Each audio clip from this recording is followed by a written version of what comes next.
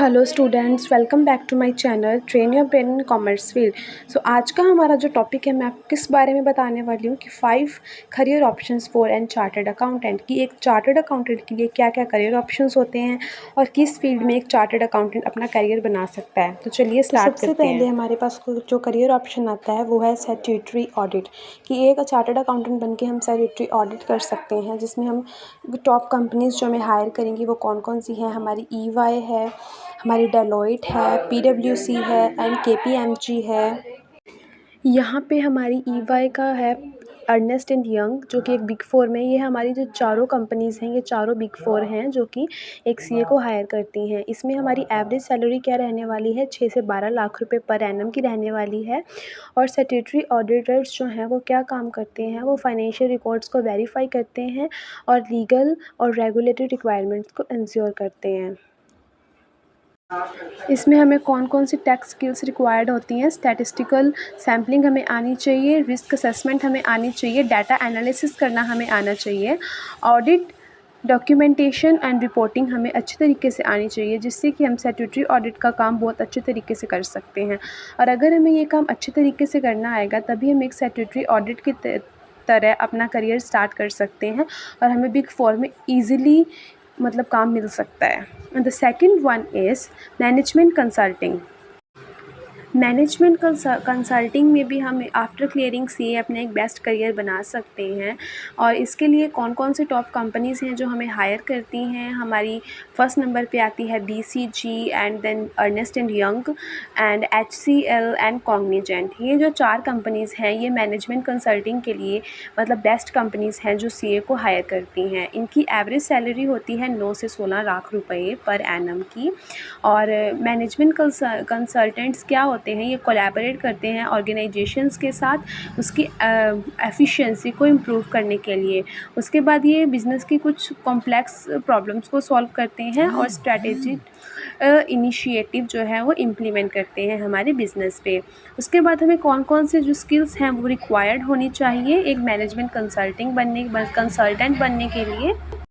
First skill जो हमारी है वो हमारी स्ट्रैटेजिक मैनेजमेंट, कि हमें स्ट्रैटेजिक मैनेजमेंट की पूरी जानकारी होनी चाहिए। दूसरी है हमारी ऑर्गेनाइजेशनल बिहेवियर, हमारा ऑर्गेनाइजेशनल बिहेवियर अच्छा होना चाहिए।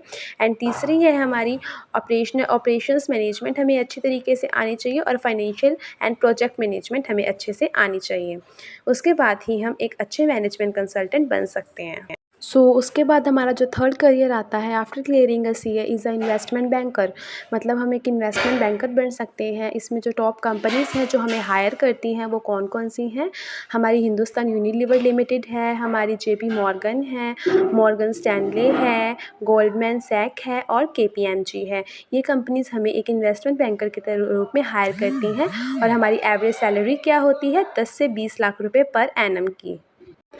हमारे जो इन्वेस्टमेंट बैंकर हैं वो क्या क्या काम करते हैं, सबसे पहले तो एक फाइनेंशियल एनालिसिस परफॉर्म करते हैं, ड्यू डिलिजेंस करते हैं and create models of M&A transactions, capital raising and other financial advisory services. एक इन्वेस्टमेंट बैंकर बनने के लिए हमें क्या क्या स्किल्स की रिक्वायरमेंट होती है, वो है हमें फाइनेंशियल मॉडलिंग आनी चाहिए, हमें वैल्यूएशन के मेथड्स लाइक गुडविल और शेयर्स के आने चाहिए, हमें फाइनेंशियल स्टेटमेंट एनालिसिस आना चाहिए और हमें मर्जर एंड एक्विजिशंस अच्छे से आने चाहिए ताकि हम एक अच्छे इन्वेस्टमेंट बैंकर के रूप में काम कर सकें। उसके बाद हमारा अगला career as a CA is a forensic accountant, कि हम एक फोरेंसिक अकाउंटेंट बन सकते हैं, जिसमें टॉप कंपनीज़ कौन कौन सी है जो हमें इस रोल के लिए हायर करती हैं, वो हैं A&M, Ankura, Ernst and Young and Grant Thornton, जो कि हमें as an forensic accountant hire करती हैं। और एवरेज सैलरी हमें जो प्रोवाइड होती है इनके द्वारा वो होती है हमारी 7 से 14 लाख रुपए पर एनम की।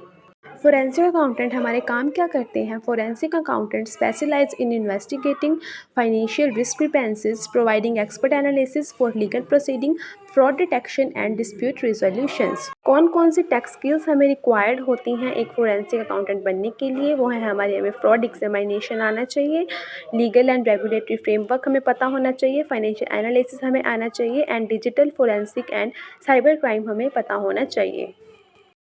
इसके बाद हम आते हैं हमारे लास्ट करियर ऑप्शंस पर, जो है हमारा treasury.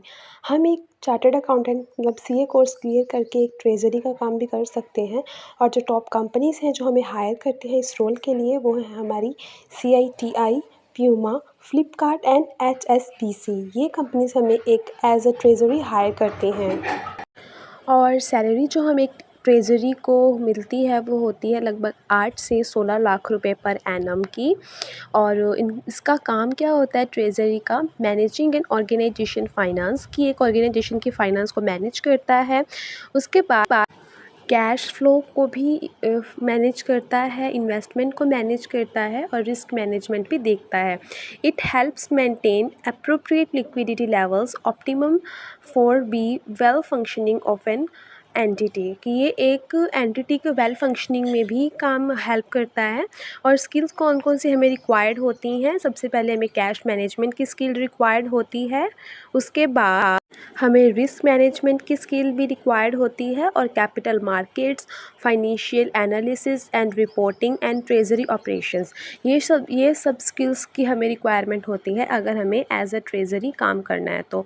So thank you so much for watching this video. And अगर आप इस तरह की और वीडियोज़ चाहते हैं तो प्लीज़ कमेंट में राइट डाउन करें। और अगर आपको कोई भी दिक्कत आ रही है, कोई भी इशू आ रहा है, तो वो भी आप अपने कमेंट में राइट डाउन करके हमसे पूछ सकते हैं। So please do like, share and subscribe my channel. Thank you.